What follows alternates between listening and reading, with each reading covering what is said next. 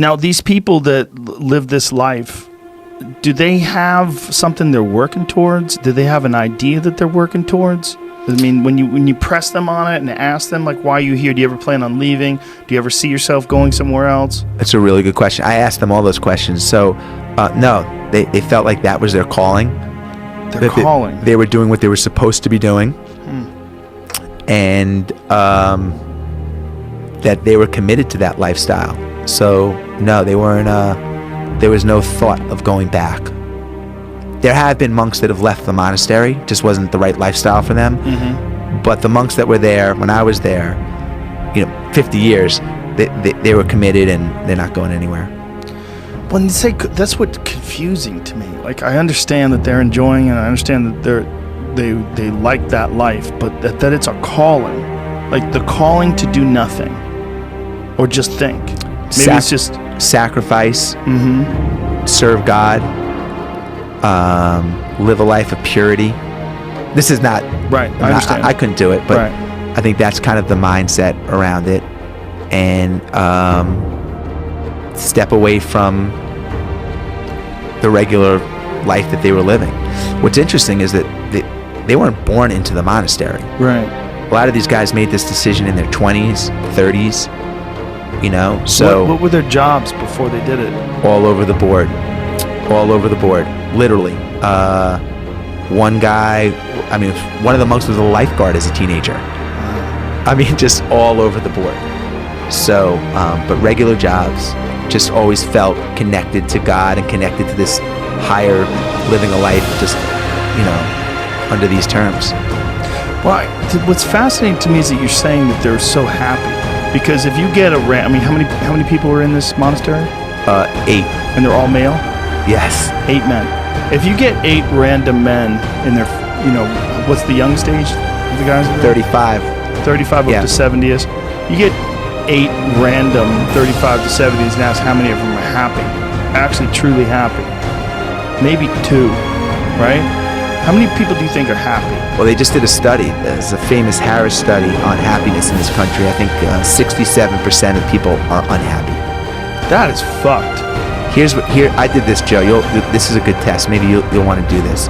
I did this when I was speaking at an event for 500 Wall Street people recently, and it was fascinating. I'll take you through it and tell me if you're comfortable with it. But if you take all the areas of your life and put them in a blender, okay? So take where you live, your relationships, your finances, your health, everything.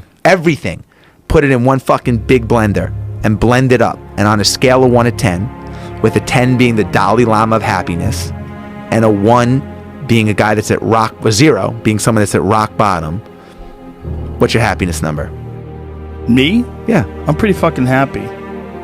Well, I don't know. I wouldn't do it that way. I definitely wouldn't give it a number. Okay. Because I feel like that you're making something. You're turning like a constant state of thinking and expression and consideration. You're turning it into a number, and I don't like that idea. I don't like that idea because I think it's a management issue. I think a lot of what happiness is a management issue, and decisions that you're making right now, like you could be in a shit state of mind right now, but you could make some decisions to adjust that, and over the next couple hours, you'll get to a much better place. And these constant management decisions, they waver in and out of your life on a daily basis. Like this idea that you could have a good mindset and then all of a sudden you'll be happy. That's horseshit. Like it's like the tide. It comes in and it comes out, and there's going to be days where you're just not feeling so good physically, and that's going to affect the way your happiness level is. It's never static. It's never exactly the same. True, but if you looked at it overall at 30,000 feet and you had to give yourself a grade, happy as fuck is what I would say. Okay, I'm so pretty you're happy. Okay, so I'll take that. I'll take that. Most people in that room, raise their. I said, if anyone is 7 and for anyone that listening that wants to do it. Raise your hand if you're, 7 or below. I don't want to put anyone on the spot. And the majority of the room stood up. Right. Being a 7 and thinking, like 7's a pretty happy number. But a 7, if my son comes home with a 70 on a test, it's a C-. Right. And all I'm saying is, what's interesting about the test, though, if you do actually go through the process, for those that like go through and get a number in their head or whatever, or do want to give themselves a grade, your brain automatically goes to a 10 and then subtracts the 2 or 3 things pop in that bring your happiness down. It's a great way to identify what's making you unhappy. And that, you know what I mean? Right. Like you started at 10, you're like, oh fuck, my relationship, or this or that.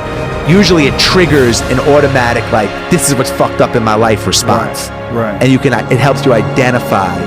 But it's interesting, we have benchmarks in so many things in our life. You have an IQ test, you have tax brackets to measure your wealth or financial statements, you have IQ tests, like I said, you can get on a scale to measure your weight.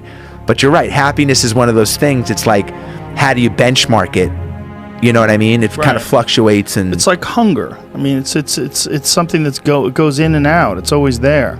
But happy as fuck is a good answer. Yeah, but this is something I've cultivated for a long time and avoided things that make me unhappy and figured out what those things are and been very rigid about eliminating them from my life. And one of the big ones is eliminating interactions with people that are negative. That is gigantic. And because I've realized that I'm not really as independent as I used to like to think I was. I used to like to think that my thought process was independent and that I don't give a fuck what anybody thinks. That's nonsense. People say that because they absolutely care what people think and it bothers them. So they say, I don't give a fuck. But that I don't give a fuck stuff is almost entirely nonsense. You do care. And you care in both ways. You care if people are critical of you, care if people are positive of you, but you also care if people are living positive lives and they're motivating you. That's a big one. People are fuel, and other people, it's one of the reasons why I like talking to people, one of the reasons why I like to do podcasts, because I get a lot out of, like just talking to you about your time in the monastery or your push to get to that 100 miles. Like, you get energy out of people like that, and you think about this energy and you think about this inspiration when you're doing other things. And it also sets in your mind that when you meet these exceptional people that move you, like, what are the characters, what are the qualities that they have, what are the characteristics that they possess, and those things become significant and important to you. Whereas if you live around a bunch of people that are complaining and bitching about everything, and they see the negative in everything, and they're always whining, those people are the opposite of that. They're the opposite of inspiration, and they're mud. You're just like, bleh. It's like you're up to your ankles in mud. You try to trudge through life. It's difficult. You're not light. It's not pushing you. There's not a wind at your back. The wind's in your face, and it's rough. And over time, I've learned that these people, you're not going to fix them. I used to want to fix them when I was young. I used to want to go, hey man, I see what you're doing. Like, dude, don't do that anymore. Listen, just try, just do this and stop doing that and start doing this. And if you just work towards this, you could be successful. And then a week later, the guy's doing the same shit. You're like, okay, right. I'm wasting a significant amount of my energy on someone who doesn't want to waste any of their energy on themselves. And so managing the community and the tribe that you're in, making sure that you're a good member of that tribe, that you're doing your part, and there's a lot of cynicism in these days about inspiration and about motivation, because there's a lot of fake shit. You can go on Instagram and you see a million of these inspirational quote pages, and they're run by people that are probably depressed. You see a lot of people that are, talking about how to get ahead in life, but they're not really doing anything themselves. So there's a lot of cynicism involved in that. But there's also sincerity in it, and you can get, if you just look at it with a pure heart and a pure mind, you can get a lot of energy out of that. And when you're around happy, inspirational people that are successful, it makes you feel better and you get inspired. And if you act on that inspiration, your life will be more fulfilled. And it's not just inspirational in terms of financial success, but in terms of doing difficult things. Whether it's running 100 miles, it doesn't pay you a goddamn thing other than the wealth of the knowledge that you can push yourself to such an extreme, or anything else, whether it's someone who becomes really good at playing chess, or someone who's really good at martial arts, or whatever it is. There's a great feeling in these overcoming these difficult things, because life is never this just constant state of I'm at a 9 all day, and when I'm with my wife I hit 10, yay, and I stay like that. That's not real. What's real is like you saying that you went to this monastery and felt all this angst about meditating and being alone and not having your phone and not having the input, but then when it comes out of it, then you have this reward. So you push through this, and you had these uncomfortable feelings, and you came out of those uncomfortable feelings with this newfound appreciation for time and this respect for your own existence in your own space and carving out 3 hours for yourself a day.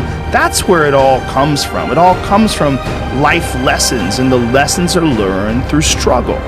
And I think that there's a lot of people out there that think somehow or another you're going to get to some place where you're living in silk sheets and you're getting your toes done while someone's dropping grapes into your mouth. I don't want that. I've never wanted that. That guy's not going to be happy. He's going to be bored. An hour into the grapes, you're going to get those fucking grapes away from me. Stop painting my toes. What am I doing in this bed? I got to do something. I'm not stimulated. The human organism, the animal that we are, needs constant stimulation because it evolved trying to find food and escape enemies, and find shelter, escape nature, escape the elements, try to survive. And this is the great joy that you have in taking care of your children, that you can protect your children from the elements and the enemies and feed them. And it's also the great sadness that you see in losers. When I see a loser, I see some guy who's 43 years old, lives in his parents' basement, and he fucking hates the world. I'm like, that was a baby. Man, this is a baby that somebody just gave shitty nutrients to, whether it's nutrients in the forms of food or in the form of thoughts and ideas and examples. And this kid developed these horrible, self-defeating patterns of behavior that have led them to this point where they're this middle-aged person with no future and no idea of how to get out of this rut, and probably never will escape it, and might just wind up sucking on a gun. You know, I mean, this is the world that we live in today. And I think part of that world is because we have been fed this line of horseshit that you're supposed to seek comfort. And I don't think you are. I think you're supposed to seek lessons, and you're supposed to seek difficult tasks and accomplishments. And through those things, and through doing things that are hard to do, even if it's just a fucking 90-minute hot yoga class. I do a 90-minute yoga class, man. Those last 20 minutes, I do not want to be there, man. And I definitely don't want to give 100%. And I can cheat. I can kind of half-ass it. I can. But if I don't, and I get through it, when that time is up and the lady says namaste and everybody gets up, I'm like, fuck, man, I made it. You know, I lost 15 pounds. My fucking yoga mat is drenched to the point where I can literally wring it out and fill a jug up with water. But through that struggle, I will now have a better day, and I better fucking do it again tomorrow, or do something else. Because if I just think, well, tomorrow I'm just gonna coast and eat Twinkies and watch TV. Oh, hello sadness, my old friend. Hello depression. Because when you're not doing anything, you feel like shit. And that's just part of being a human being. And we can pretend that we're something other than what we really are. And we can pretend, nah, me, man, I'm just cool, just chilling, doing nothing. Bullshit. You're a fucking human. You're a human being. You evolved from the fucking hundreds of thousands of years of hunters and gatherers and people that were struggling. Those human reward systems are carved deeply into your DNA. And if you don't respect that, if you don't respect the mechanism of happiness and fulfillment and what you really need to do in order to feel satisfied in life, camaraderie, love, family, friendship, struggle, testing yourself, learning, all those things are imperative. They're all a giant part of being a person.